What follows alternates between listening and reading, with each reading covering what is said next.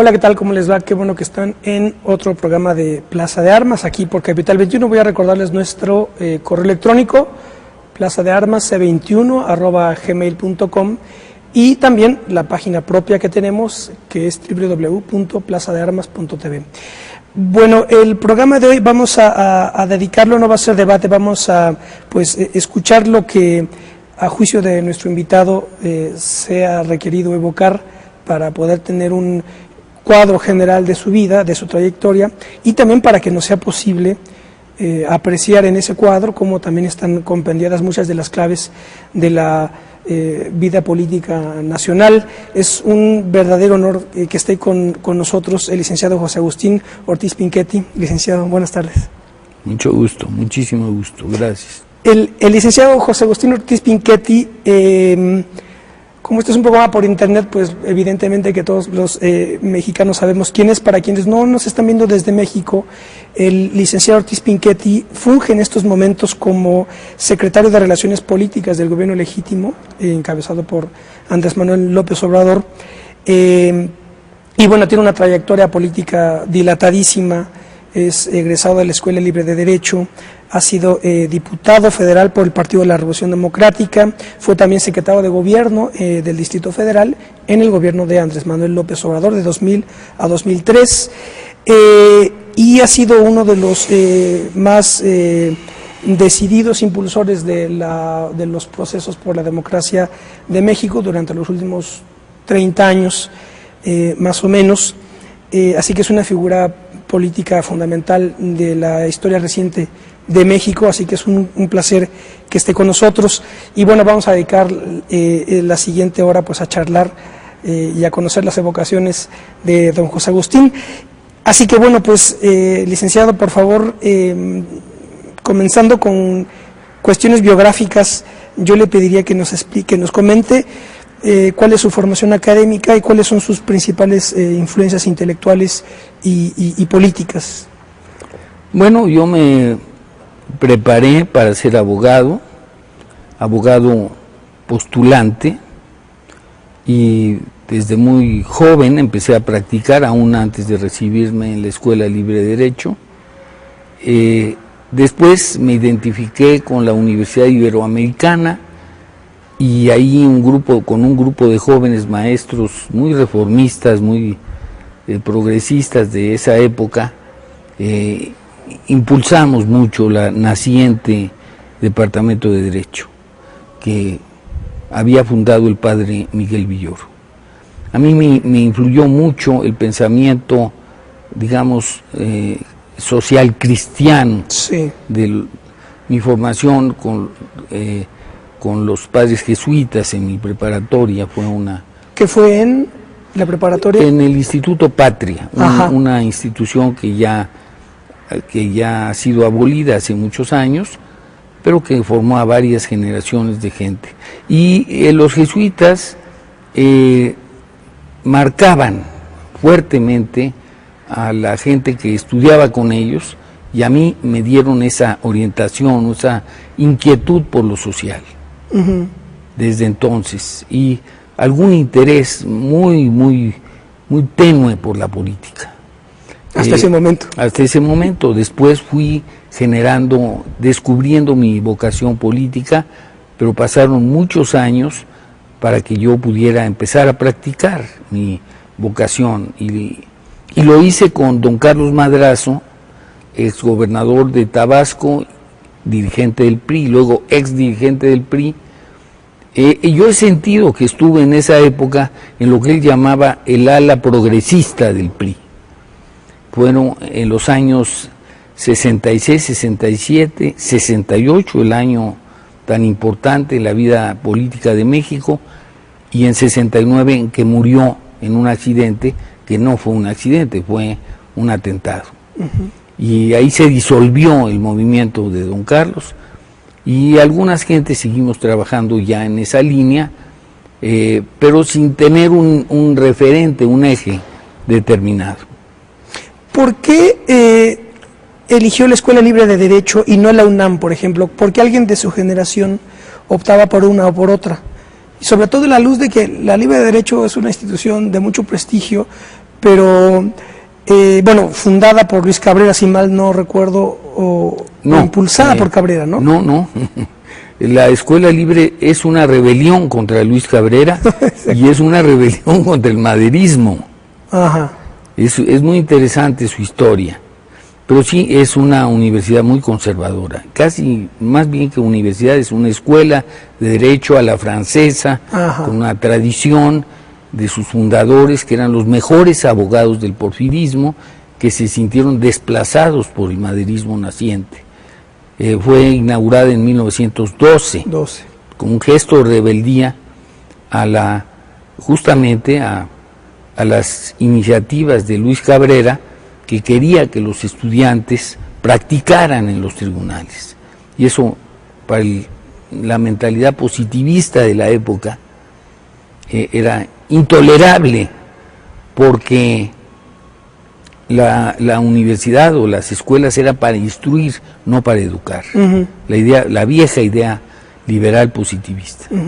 Pero volviendo, ¿por qué me inscribí yo en la Escuela Libre? Derecho por razones estrictamente familiares. Un tío mío, una persona que era un tanto mi tutor en la vida profesional, era profesor ahí, y yo me inscribí ahí, y está mal que lo diga, pero me arrepentí. Sí, porque es una atmósfera era una atmósfera muy cerrada, muy opaca, muy reaccionaria, y en cambio me perdí la oportunidad de salir del Colegio de los Jesuitas e irme a la Universidad Nacional y respirar el aire fresco que se respiraba entonces y que todavía se respira en nuestra querida universidad.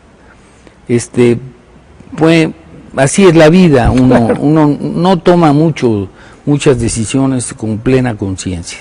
De hecho, tenía yo 16, 17 años cuando me metí. De hecho, si no me equivoco, Calderón es de la Libre. Sí, claro. También Lozano Alarcón, el del secretario del Trabajo. Sí, también, y por supuesto un personaje que pasó rápidamente por la Escuela Libre de Derecho, pero que tiene toda la marca, que es Fernández de Ceballos. Ah, claro. Sí, hay muchísimos. No sabía que él era de la Libre. Yo creo que la gran mayoría de los maestros y de los alumnos tienen esa formación conservadora, no solo en lo político, también en cuanto a su pensamiento integral, son muy conservadores.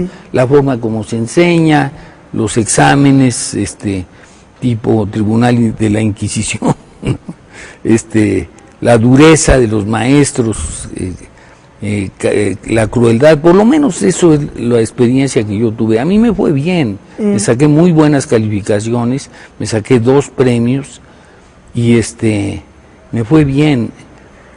No tengo mal recuerdo de esos años, pero el mejor maestro que yo tuve fue Jorge Castañeda, el padre del famoso Jorge Junior, que llegó a ser ministro de Relaciones Exteriores y que nos daba la clase, fue una fortuna tremenda, que nos daba la clase de Derecho Internacional Público.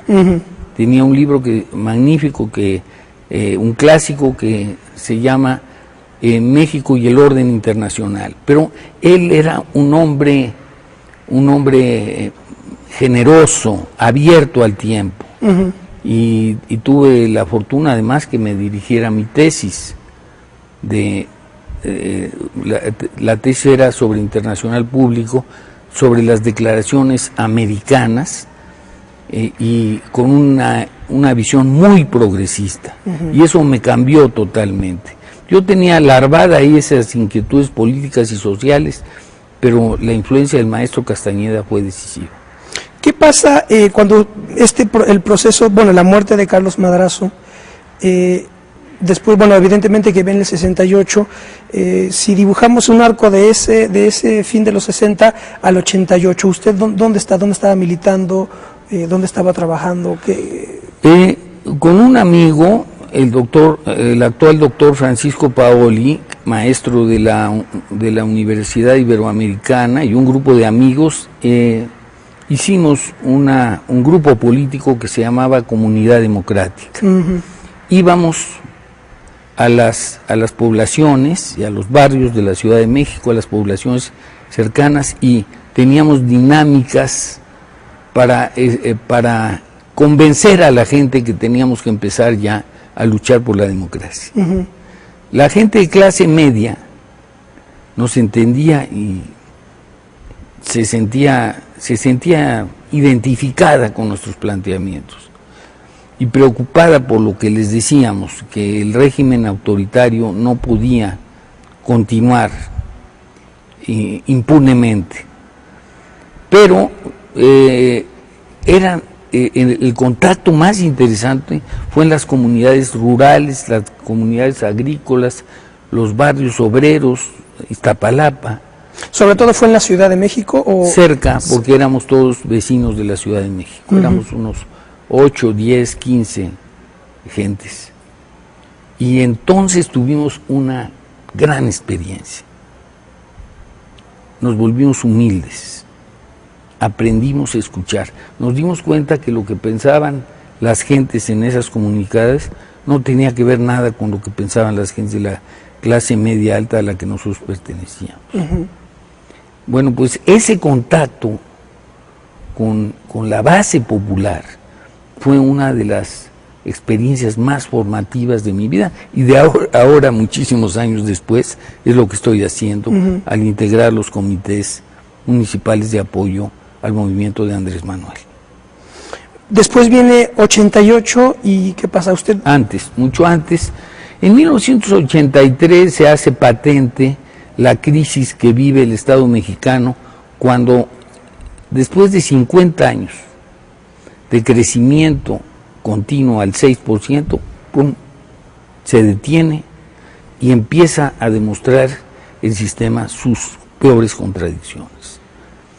En ese momento la gente empieza a despertar. Cuando el régimen político del PRI ya no da los resultados que había estado dando en el plano económico, aunque fuera injusto, desigual, todo eso, pero aunque en la cumbre misma de la pirámide social se quedara la mayoría de la riqueza y no bajara, algo había, y había expectativas, y la clase media a la que yo pertenecía tuvo su oportunidad. Por eso el régimen fue tan durable y aguantó incluso el desastre de 1968 y las extravagancias de Echeverría. Claro. ¿Sí? Había esa demostración de eficacia económica. Bueno, pues en 83, de 83 a 85, después del terremoto, la conciencia se eleva muchísimo. Y empezamos a formar grupos en todo el país de observación de las elecciones. Y la primera a la que yo asistí fue una elección fraudulenta que le cometieron al PAN en Chihuahua. Quien organizó ese fraude era la maestra Elvester Gordillo. ¿No es ironía? Entonces, bueno, ahí vi lo que es el fraude, lo que es la manipulación, lo que es las tácticas de tortuguismo, en fin, y cómo el PAN era vencido injustamente en Chihuahua.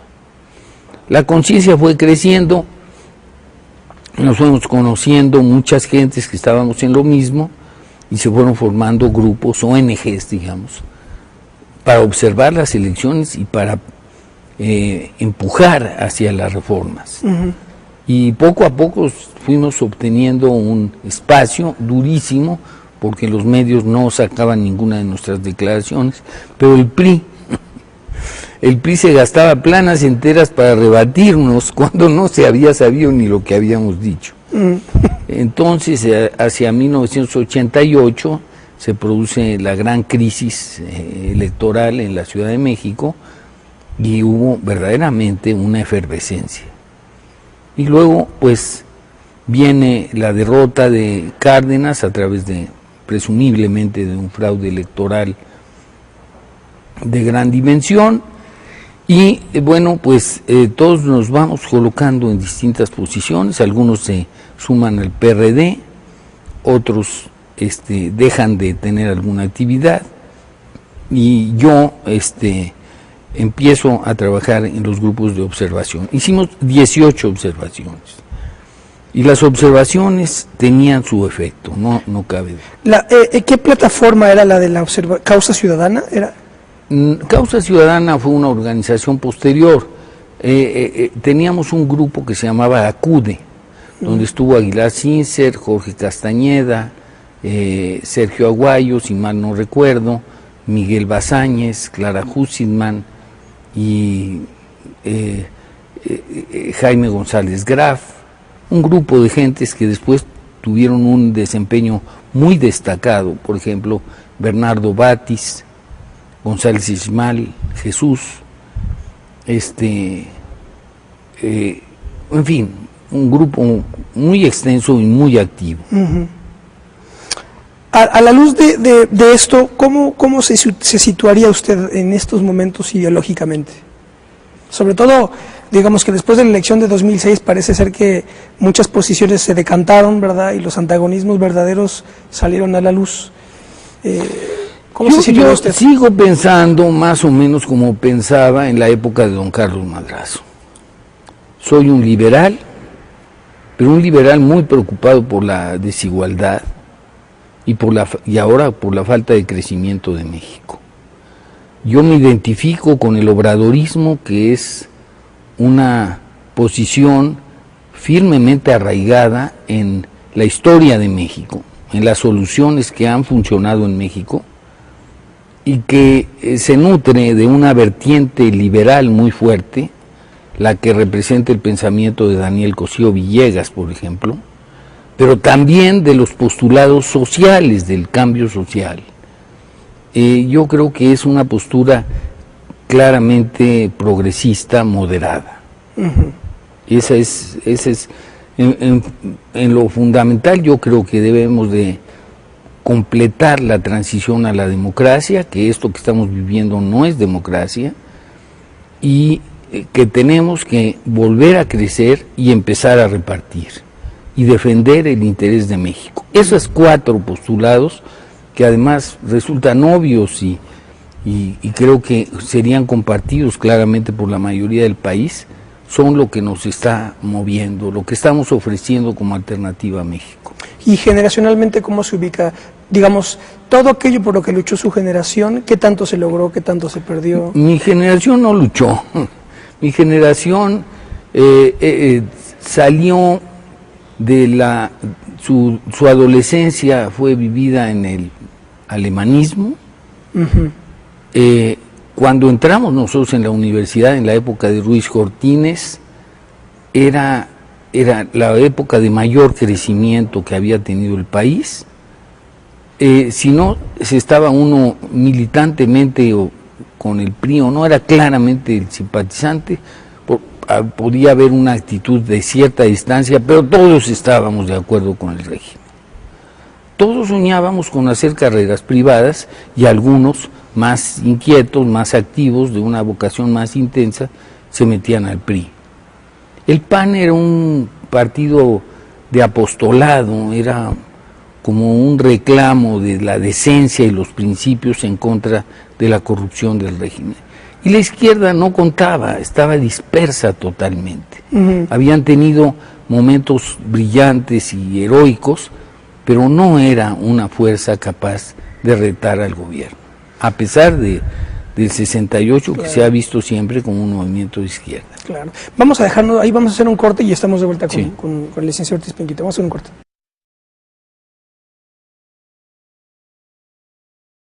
Bueno, ya estamos de vuelta, estamos con el licenciado José Agustín Ortiz Pinquete, hablando sobre su vida, su trayectoria, su formación, y las razones por las que dan cuenta del hecho de que don José Agustín en estos momentos es secretario de Relaciones Políticas del Gobierno Legítimo de México.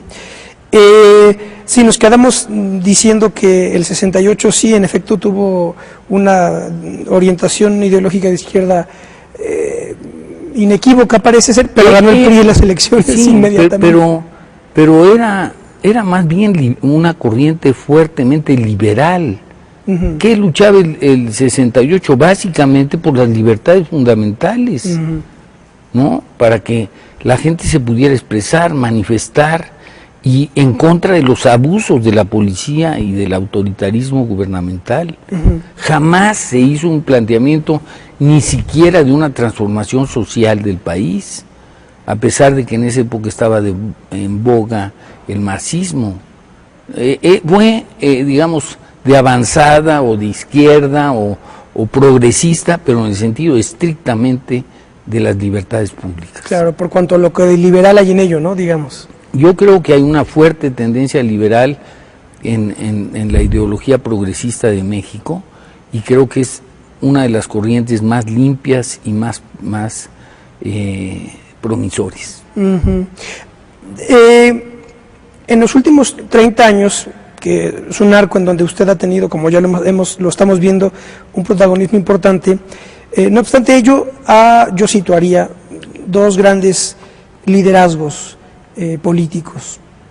Evidentemente el de Cuauhtémoc Cárdenas en 88, que él ahí se sitúa como el gran punto de encuentro o de anudamiento de distintas corrientes, especialmente de izquierda y de lucha por la democracia, y a partir de 2000 al día de hoy, evidentemente con el punto de inflexión de 2006, la figura de Andrés Manuel López Obrador.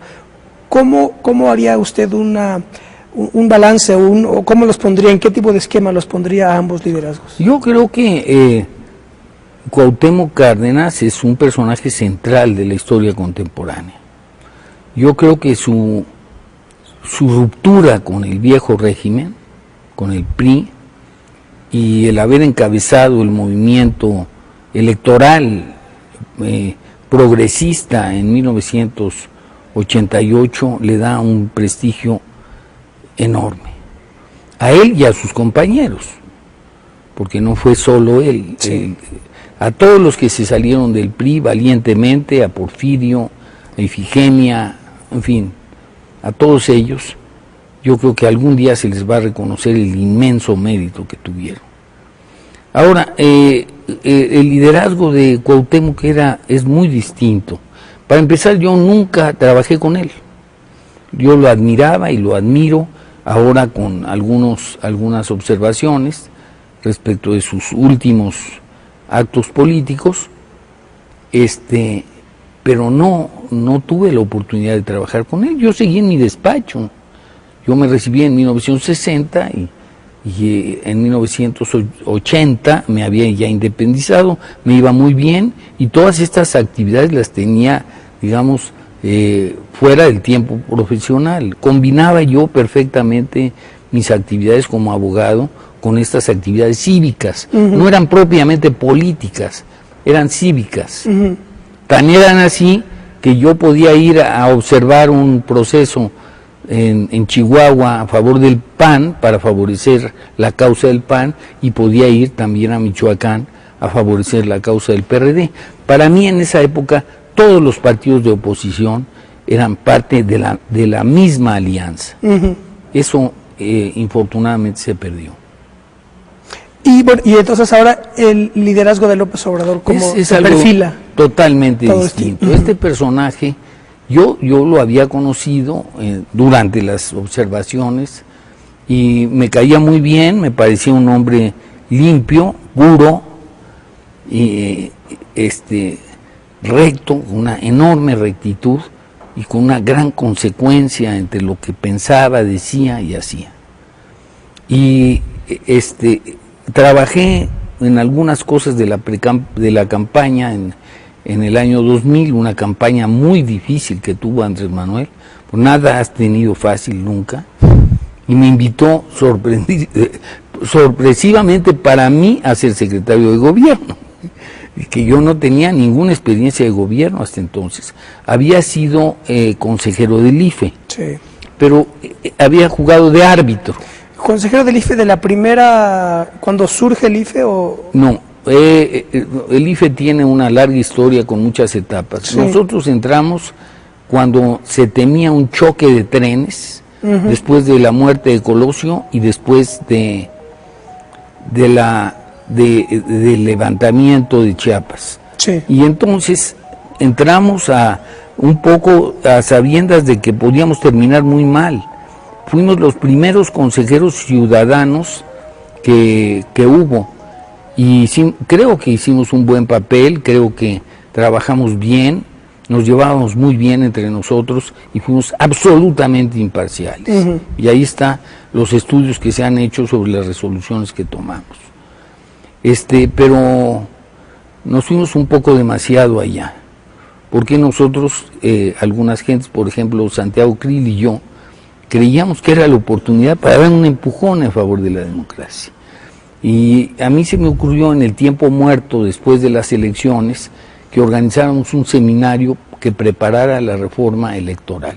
El seminario del Castillo de Chapultepec. El seminario del Castillo de Chapultepec, me apoyó Krill y consiguió que se uniera la fórmula para la kriptonita, suponiendo que el Superman del PRI fuera vulnerable a la kriptonita.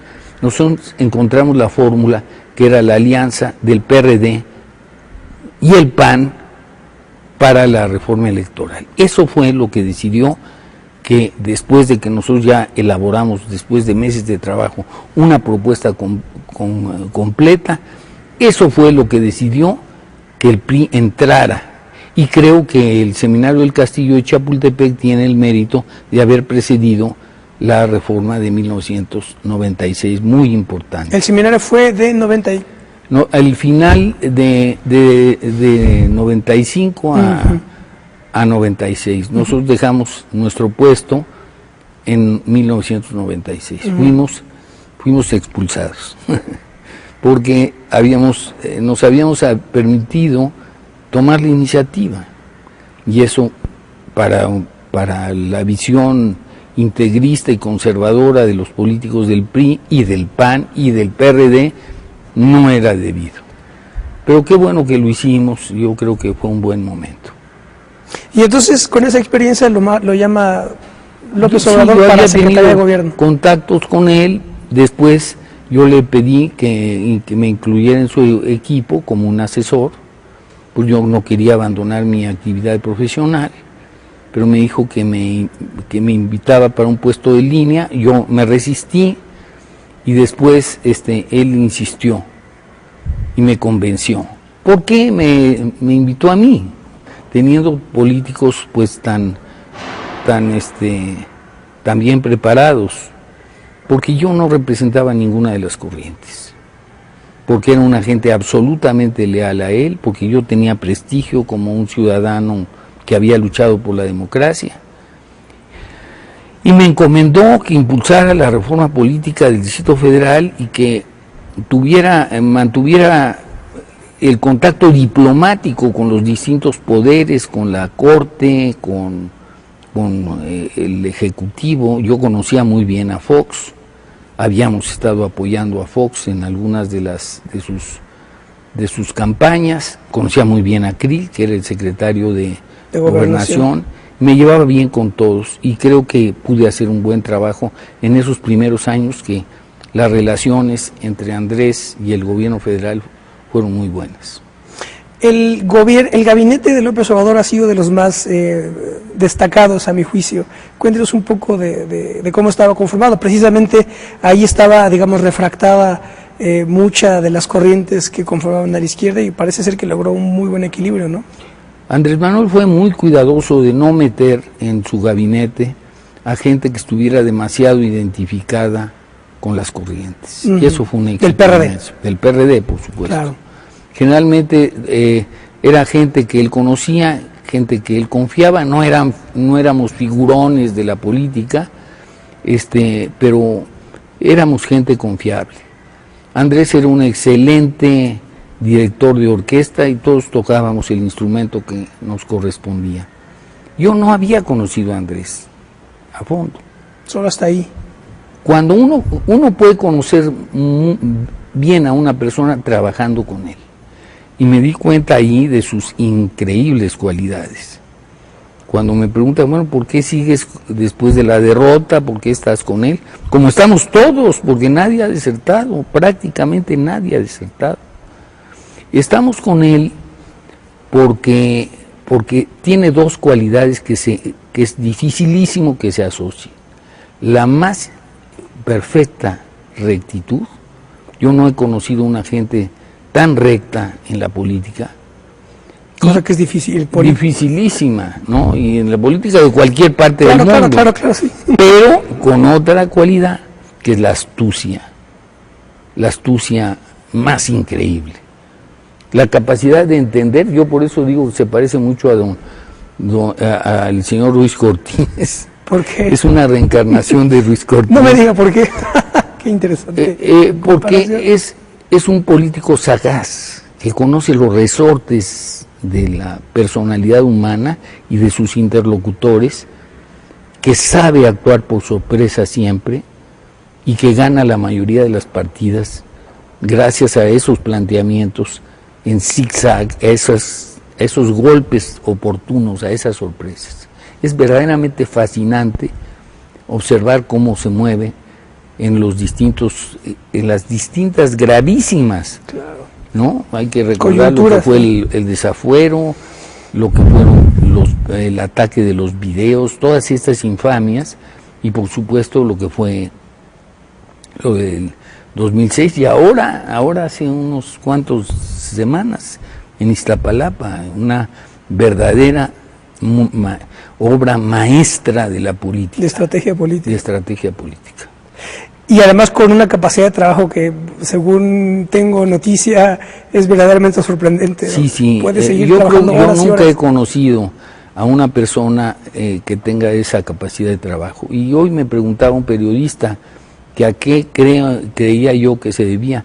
Pues a la pasión política, al gusto por estar trabajando con la gente y por la gente. Eso lo alimenta, alimenta su sentido místico de la política. Es un hombre que tiene una profunda visión espiritual de la política. Platíquenos, licenciado, por favor, un poco sobre la Secretaría de Relaciones Políticas del Gobierno Legítimo. ¿Cuáles son las funciones primordiales? En un principio se pensó que pudiéramos ser una especie de gabinete de sombra, como existen en otros países, pero finalmente las cosas cambiaron. Antes empezamos a preparar algunos proyectos de ley, pero no encontrábamos eco en el Frente Amplio Progresista, particularmente en el PRD, que estaba muy tibio con Andrés Manuel y con sus iniciativas. Pero bueno, algo se hizo, no puedo negarlo, y hay gentes también en la corriente la llamada corriente de los chuchos, que son gente que quiere los arreglos, como Carlos Navarrete. Hay algunos que valen la pena y no podemos demonizarlos. Y después hubo un cambio de rumbo muy importante, que es para mí el más satisfactorio de todos, que ha sido básicamente que nos hemos distribuido entre los que estamos en el gabinete y algunos otros colaboradores en los distintos estados de la República para organizar el movimiento. Y a mí me ha tocado el estado de Puebla. Estoy feliz trabajando sobre el terreno, haciendo aquellas cosas que hacíamos hace más de 30 años, acercándonos a las comunidades, viendo cómo surge, cómo despierta la esperanza en ellos, cómo despierta la conciencia política. Me llama la atención que don Bernardo Batis, cuando hicimos aquí un programa sobre los 70 años del PAN, precisamente, y estuvo precisamente don Bernardo Batis y don Jesús González Xmal, y Bernardo Batis nos en algún momento comentó que precisamente, y de la misma forma que usted, este tipo de labor que están haciendo de trabajar a nivel de base con la gente, es aquello que el PAN originario hacía. Es decir, que don Bernardo realmente se encuentra haciendo lo mismo que en aquella militancia panista en la que él encontraba sentido todavía. Y usted nos dice lo mismo. Para mí la suerte del PAN es trágica. Sí. Yo nunca pertenecí al PAN y nunca me sentí atraído por una ideología de centro derecha tibiamente conservadora, pero a mí sí me parecía que era formidable el papel que cumplían como defensores de la democracia y de la rectitud en la política. Pero ahora los vemos mimetizados totalmente con el PRI, con lo peor del PRI.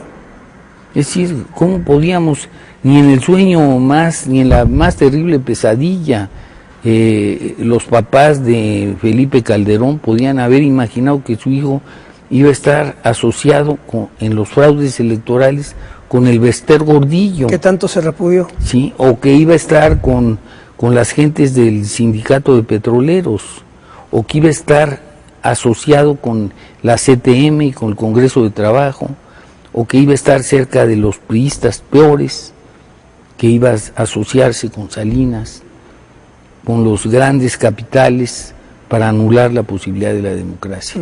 Es una tragedia para México la declinación y la corrupción del PAN. ¿Por qué no está López Obrador en la presidencia de la República, licenciado? Bueno, porque por varias razones. Hablemos de las razones que nosotros, que no se pueden imputar a nosotros, para después a intentar un poco de autocrítica.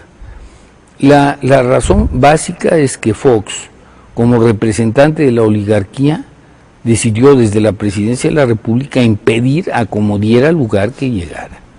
Y para eso se movió, cada vez son más evidentes las pruebas, se movió en un sentido y en otro, propició los golpes mediáticos de los videoescándalos, atacó a Ebrard como cuando era secretario de Seguridad Pública, atacó a través de la reforma del 122 que logramos frustrar para quitarle 9,000 millones de pesos al gobierno del Distrito Federal, dio instrucciones de no aprobarnos los niveles de endeudamiento que eran mucho más modestos de lo que habían sido antes. Después se metió en la aventura del desafuero. Todo esto fue constituyendo un fraude, porque el fraude no nada más es robarse las urnas. Claro. Pero además Fox propicia una campaña negativa que provoca una histeria colectiva y que él apoya con 11 millones de cartas enviadas desde de las secretarías de Estado a la población. Una increíble infamia, violatoria de todos los principios constitucionales del principio de equidad y de certeza de las elecciones. Y después no me cabe duda, porque en Puebla tenemos multitud de indicios que operó el sindicato de trabajadores, como lo hizo en muchas de trabajadores de la educación. Y que se consumó un fraude electoral de gran magnitud. No fue el fraude de 1988 grotesco, pero fue un fraude, una hábil ingeniería electoral que le quitó a Andrés Manuel la ventaja clara que tenía y lo despojó de la presidencia de la República. Pero no nos podemos contentar con echarle la culpa a la gente que estaba como nuestros adversarios. Ellos tenían claro que la cosa no era la democracia, que era conservar los intereses de la oligarquía. Y nosotros... Permítanos hacer un corte, licenciado. Vamos a hacer un corte y nos quedamos con este tema. Vamos a hacer el corte.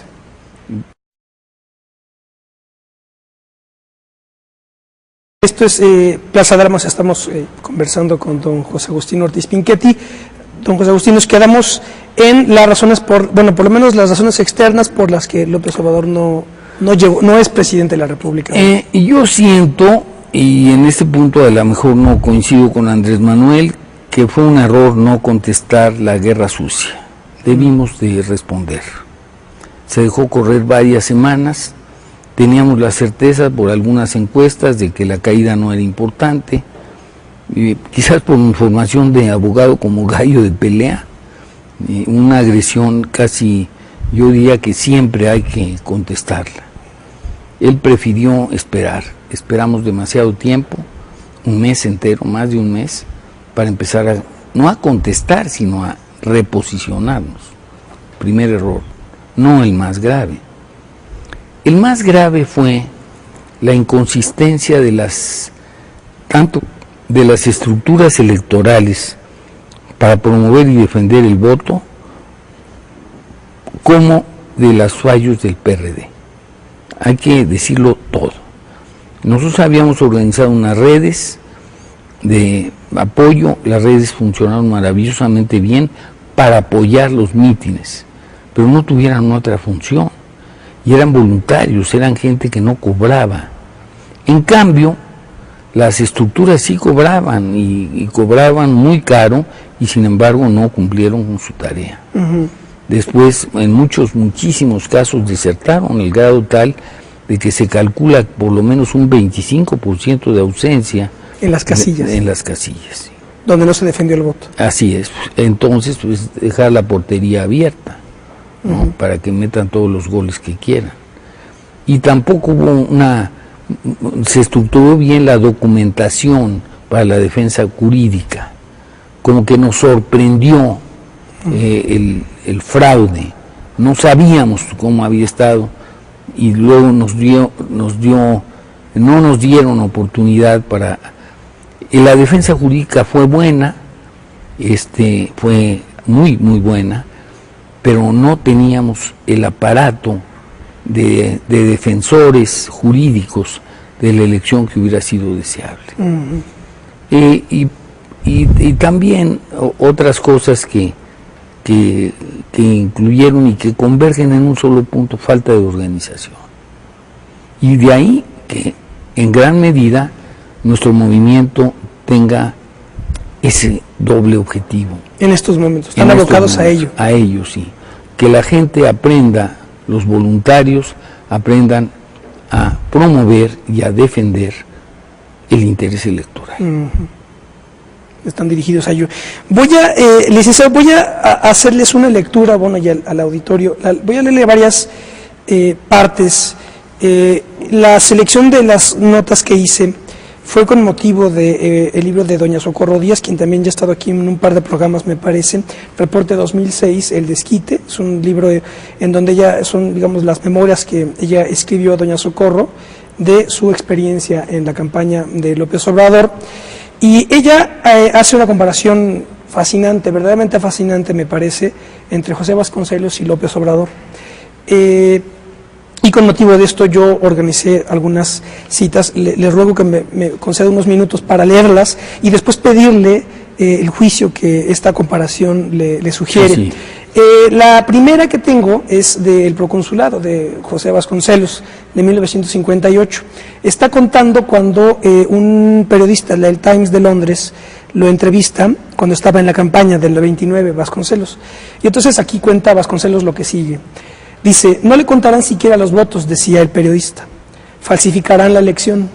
Y entonces responde Vasconcelos: eso ya lo sabemos, repuse, pero en todo país en que no se cuenten los votos, funciona como válvula de escape el derecho a la rebelión, el hábito de las revoluciones. Las revoluciones son santas cuando tienen por objeto derrocar un mandato ilegítimo. No llegará usted a hacer la revolución, replicó, porque el gobierno es fuerte militarmente y cuenta además con el apoyo decidido de los Estados Unidos. Cuenta también con el apoyo inglés. Eso es lo que quería decirle con entera franqueza, y porque simpatizo con su posición y no quiero verla echada a perder. Usted debería resignarse de antemano a perder y preparar el futuro. Si ahora no triunfamos, contesté, mañana menos. La imposición consentida sentará jurisprudencia, matará la esperanza misma de la nación. Entonces el inglés, con frase conmovida que resultó ser profética, expuso: será el día más triste de su vida aquel en que delante de usted le fusilen a 30 o 40 de los suyos, víctimas inútiles de un movimiento sin posibilidades de triunfo. Semanas después, Arcelo me dijo que en efecto su amigo había escrito en el Times un artículo justiciero. Ande, Arcelia, bromeaba yo, parece usted una Malinche moderna, tomando partido con el extranjero. Tal vez no era así, pero me irritaba todo el que me hablaba de ceder. Horror de la sangre yo también lo tenía, pero me daba horror la sangre inocente que seguía y seguiría corriendo sin ser vengada. Al país le hacía falta que corriera la sangre de verdugos. Un pacifismo incondicional no conduce a la libertad, sino a la abyección. El político no es el santo. El político no tiene derecho de prescindir de los medios con que cuenta el proceso social para su mejoramiento, para su desenvolvimiento. El mismo credo cristiano ha tenido que reconocer la justicia de ciertas guerras. El cristianismo contra el musulmanismo, por ejemplo. Guerras santas siempre habrá motivo para librarlas, y México necesitaba librarse de un ejército desleal a su destino. Hace falta destruir el ejército, lo mismo que cuando Madero, lo mismo que cuando Victoriano Huerta, lo mismo que siempre en nuestra historia de condenados. Pero ¿qué será de México el día que ya no hubiera el aseo periódico de la acción armada? Caeríamos en la política de serrallo, o sea, el cuartelazo y la intriga, que deja caer en el mando en quien traiciona a su jefe. La pesadilla de la conversación con el inglés me persiguió muchos días. Una fila de 30 o 40 de mis nobles amigos y correligionarios, de pie frente al paredón, pálidos de rostro, pero todavía arrogante el ademán, muriendo todos ellos por un pueblo imbécil que no se quería dar cuenta de su sacrificio, que se apresuraría a aplaudir a los victimadores con pretextos de los desfiles de la fiesta nacional. Los pueblos pagan muy caro el no saberse dar a respetar. Después, esto es el proconsulado. Después, en la clásica entrevista que le hace Manuel Carballo a Vasconcelos del 59, otra vez tocan el tema del 29 y le dice Carballo, mejor volvamos al 29. Y le dice Vasconcelos, el pueblo debió haberse armado contra el gobierno. Probablemente no tenía pistolas. Siempre hay pistolas en los pueblos que tienen energía. ¿Qué razones lo movieron a escribir los 4 tomos de su autobiografía, mejor, de sus memorias? La mala suerte engendra toda la literatura. Escribí mis libros para incitar al pueblo contra el gobierno. Me creyeron un payaso. Escribir es hacer justicia. No quería séquito literario, quería gente armada. ¿Qué escritor que en verdad lo sea no es un político? El que ignora la política está perdido. Igual le ocurre al que se evade de la realidad. La tercera cita es el final del libro hermoso de Alfonso Taracena, que lleva el nombre de José Vasconcelos, de 1982. Dice así Taracena. En una carta confirmó su deseo de que no se le sepultara en la rotonda de los hombres ilustres, sino en cualquier cementerio de aldea. Consideraba que la ciudadanía de nuestro país no tenía derecho a honrarlo como escritor mientras no lo reconocieran como político, mientras no se reconociera pública y oficialmente que ganamos en el 29 a las elecciones. No podría aceptar ningún honor sin traicionar la verdad y la justicia. Además, decía, enterrarlo en la rotonda sería para él una injuria, pues allí estaban los restos de un cierto aviador que consumó persecuciones a los vasconcelistas. Tampoco tenía nada que buscar en un cementerio dedicado especialmente a los héroes de la reforma masónica del juarismo. A mí me dijo que no quería estar entre tanto bruto. Lo sepultamos en el Panteón San Ángel. Fue un mar de gente. Los periodistas recogieron pensamientos el día de su muerte. Yo les di este.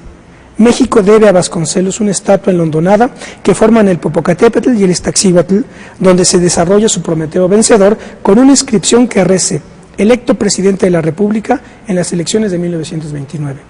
La última vez que lo vi caminaba por la avenida Juárez, apoyándose en su bastón mirando al suelo. Bien sabía yo que al hablarle cual sucedió, se le iluminaría como siempre su rostro con una sonrisa. Los transeúntes pasaban indiferentes a su vera. He aquí, me dije, el despojo de la materia. Mas al mismo tiempo advertí que lo circundaba algo resplandeciente que no era sino el espíritu de un vencedor. La última es la cita de Socorro Díaz, y aquí es donde quiero llegar. Dice Socorro Díaz, en una parte de páginas 118 y 119 del libro, la tercera cuestión tiene que ver con el destino y la proyección de nuestro líder. Hay una imagen que me persiguió como una pesadilla. Tiene que ver con la entrevista que un periodista, hombre o mujer no recuerdo, hizo a José Vasconcelos en el crepúsculo de su vida. La anécdota me fue narrada en la redacción del Día. Se apersonó a ver ese personaje, a la sazón director de la Biblioteca de México, ubicada en la Ciudadela. Pese al puesto más que modesto que entonces ocupaba, el periodista novato iba a preguntar a aquel hombre excepcional sus juicios, que imaginó fulgurantes, respecto de su hazaña por la democracia mexicana y la realidad contemporánea. Encontró un anciano, poco ubicado en la realidad como casi todos. No obtuvo declaraciones destacables, pero lo que le hizo abreviar el encuentro y salir con un ánimo sombrío fue escuchar el ruido monótono de las cuentas del rosario que Vasconcelos repasaba con la mano derecha oculta dentro del cajón de su escritorio. Mi reflexión fue, Vasconcelos desafió por vocación democrática y voluntad de poder al autoritarismo de los generales revolucionarios que mandaban en los años 20 del siglo pasado con pistola al cinto y fuete. López Obrador está desafiando a la plutocracia mexicana que ve a la nación como un negocio llamado México Sociedad Anónima y que en defensa de sus intereses sí reprime y mata, pero de forma selectiva. Vasconcelos fue de las multitudes fervorosas a la soledad de asirse las cuentas de un rosario. De la fuerza esperanzada del Ulises criollo pasó a la tormenta, el desastre y el proconsulado. ¿Cuál podría ser el destino de López Obrador? ¿Qué podríamos responder? Hay una diferencia fundamental entre los dos personajes. Vasconcelos, sobre todo en su etapa, la etapa de la derrota y en sus años finales, también un crepúsculo trágico, porque él abandona sus tesis de juventud y se entrega a la postura más reaccionaria que podía uno concebir, y no porque rezara el rosario, sino porque fue un profascista. La diferencia fundamental es en el respeto y en el amor genuino que Andrés Manuel tiene por el pueblo, y en la esperanza que él coloca en ese pueblo de la redención y del cambio. Y Andrés no lanza a la multitud a una rebelión, al contrario, la conduce a través del plantón para que ahí agote su furia y su rabia, porque sabía que no íbamos a obtener sino sangre y destrucción para las familias de México. Prefirió el camino difícil, la construcción civilizada de un gran movimiento que rescatara a México sin sangre. En este sentido se parece mucho a Gandhi, la confianza en una fuerza espiritual que pueda cambiar al mundo y a México. ¿Podremos ver en algún futuro a López Obrador como presidente de la República? Yo creo que sí, creo que hay altísima oportunidad siempre y cuando madure nuestra organización. Es la primera vez en la historia del país y casi se puede decir en la historia del mundo en que una organización de gran calado pone sus bases en los municipios, en la gente común, en el pueblo. En el pueblo en el sentido de Rabasa, la parte más activa, más despierta y más participativa de la sociedad. Es esa vocación por el pueblo sin demagogia es lo que distingue a Andrés de don José Vasconcelos. Nótese en las citas que has hecho cómo una y otra vez se refiere al pueblo como estúpido, como degradado, como... Eso está teñida de esa amargura toda su obra. Es imposible pensar que Andrés Manuel, después de esa manera, nunca se sintió traicionado por el pueblo. Nunca se sintió traicionado por el pueblo. Él creyó que si había habido fallos era de nosotros, de la organización, pero no de la gente. La gente le respondió y le responde y no lo olvida y sigue llamándolo presidente legítimo. En todo el país no hay un solo pueblo importante de México, y yo diría ni una sola aldea donde no haya un grupo de obradoristas. ¿Cómo debe morir un político, licenciado? Bueno, la muerte no es una cosa que decidan los políticos, por lo tanto no puede seleccionar su estilo de... Don Porfirio Díaz, fíjate quién estoy citando, decía: a mí me hubiera gustado morir defendiendo a México, era un patriota. Madero muere de un golpe malvado del chacal de Huerta, y casi todos los próceres de la revolución mueren a manos de sus compañeros. Los políticos de esta época han muerto casi todos en su cama, ricos, millonarios, multimillonarios, algunos las grandes fortunas del país, amasadas desde el poder político. Y yo creo que finalmente lo que puede decidir la suerte y la muerte de un político es que haya vivido bien su vida, que haya sido congruente. Eso es además lo que podemos todos aspirar, claro, ¿no? Para tener una buena muerte. Bueno, pues le quiero agradecer muchísimo que nos haya concedido esta hora para hacer un poco de evocaciones de su vida, licenciado. Muchas gracias, muchísimas gracias. Bueno, pues esto fue las evocaciones requeridas de José Agustín Ortiz Pinchetti, secretario de Relaciones Políticas del Gobierno Legítimo, que encabeza Andrés Manuel López Obrador. Nosotros nos vemos la próxima. Hasta pronto. Era profesor ahí y yo me inscribí ahí y está mal que lo diga, pero me arrepentí. Sí. Sí, porque es una atmósfera era una atmósfera muy cerrada, muy opaca, muy reaccionaria, Y en cambio me perdí la oportunidad de salir del Colegio de los Jesuitas e irme a la Universidad Nacional y respirar el aire fresco que se respiraba entonces y que todavía se respira en nuestra querida universidad. Así es la vida, uno no toma muchas decisiones con plena conciencia.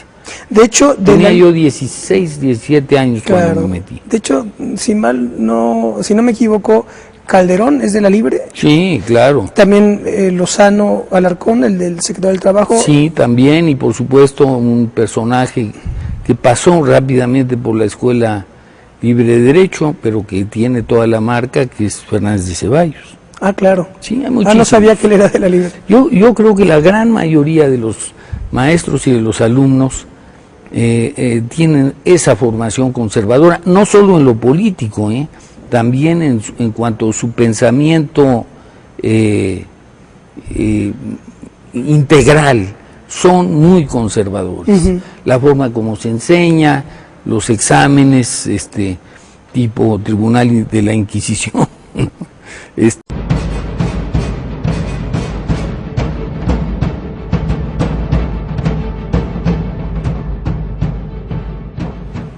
Hola, ¿qué tal? ¿Cómo les va? Qué bueno que están en otro programa de Plaza de Armas, aquí por Capital 21. Voy a recordarles nuestro correo electrónico, plazadearmas c21@gmail.com, y también la página propia que tenemos, que es www.plazadearmas.tv.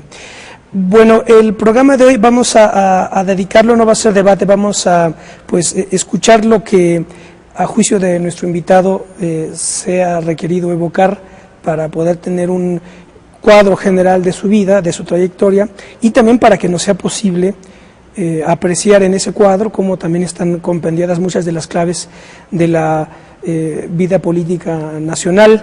Es un verdadero honor que esté con nosotros el licenciado José Agustín Ortiz Pinchetti. Licenciado, buenas tardes. Mucho gusto, muchísimo gusto, gracias. El licenciado José Agustín Ortiz Pinchetti, como este es un programa por internet, pues evidentemente que todos los mexicanos sabemos quién es. Para quienes no nos están viendo desde México, el licenciado Ortiz Pinchetti funge en estos momentos como secretario de Relaciones Políticas del gobierno legítimo, encabezado por Andrés Manuel López Obrador, y bueno, tiene una trayectoria política dilatadísima. Es egresado de la Escuela Libre de Derecho, ha sido diputado federal por el Partido de la Revolución Democrática, fue también secretario de Gobierno del Distrito Federal en el gobierno de Andrés Manuel López Obrador de 2000 a 2003, y ha sido uno de los más decididos impulsores de los procesos por la democracia de México durante los últimos 30 años, más o menos. Así que es una figura política fundamental de la historia reciente de México, así que es un placer que esté con nosotros. Y bueno, vamos a dedicar la siguiente hora pues a charlar y a conocer las evocaciones de don José Agustín. Así que bueno, pues licenciado, por favor, comenzando con cuestiones biográficas, yo le pediría que nos explique, nos comente cuál es su formación académica y cuáles son sus principales influencias intelectuales y políticas. Bueno, yo me preparé para ser abogado postulante, y desde muy joven empecé a practicar, aún antes de recibirme en la Escuela Libre de Derecho.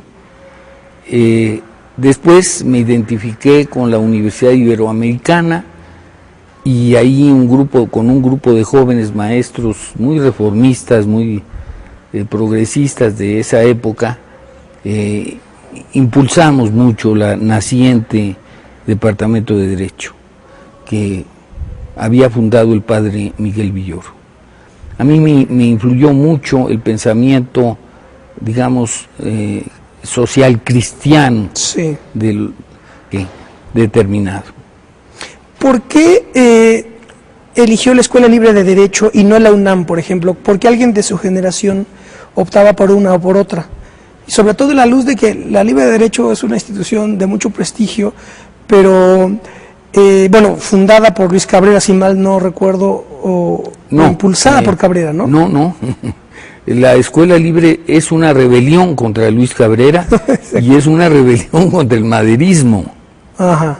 Es muy interesante su historia, pero sí es una universidad muy conservadora, casi más bien que universidad, es una escuela de derecho a la francesa, Ajá. con una tradición de sus fundadores, que eran los mejores abogados del porfirismo, que se sintieron desplazados por el maderismo naciente. Fue inaugurada en 1912, como un gesto de rebeldía justamente a las iniciativas de Luis Cabrera, que quería que los estudiantes practicaran en los tribunales. Y eso, para la mentalidad positivista de la época, era intolerable, porque la universidad o las escuelas era para instruir, no para educar. La vieja idea liberal positivista. Pero volviendo, ¿por qué me inscribí yo en la Escuela Libre? Derecho por razones estrictamente familiares. Un tío mío, una persona que era un tanto mi tutor en la vida profesional, mi formación con los padres jesuitas en mi preparatoria fue una... ¿Qué fue en la preparatoria? En el Instituto Patria, una institución que ya ha sido abolida hace muchos años, pero que formó a varias generaciones de gente. Y los jesuitas marcaban fuertemente a la gente que estudiaba con ellos, y a mí me dieron esa orientación, esa inquietud por lo social, desde entonces, y algún interés muy tenue por la política. Hasta ese momento. Hasta ese momento. Después fui descubriendo mi vocación política, pero pasaron muchos años para que yo pudiera empezar a practicar mi vocación. Y lo hice con don Carlos Madrazo, exgobernador de Tabasco, dirigente del PRI, luego ex dirigente del PRI. Y yo he sentido que estuve en esa época en lo que él llamaba el ala progresista del PRI. Fueron en los años 66, 67, 68, el año tan importante en la vida política de México, y en 69 en que murió en un accidente, que no fue un accidente, fue un atentado. Y ahí se disolvió el movimiento de don Carlos, y algunas gentes seguimos trabajando ya en esa línea, pero sin tener un referente, un eje.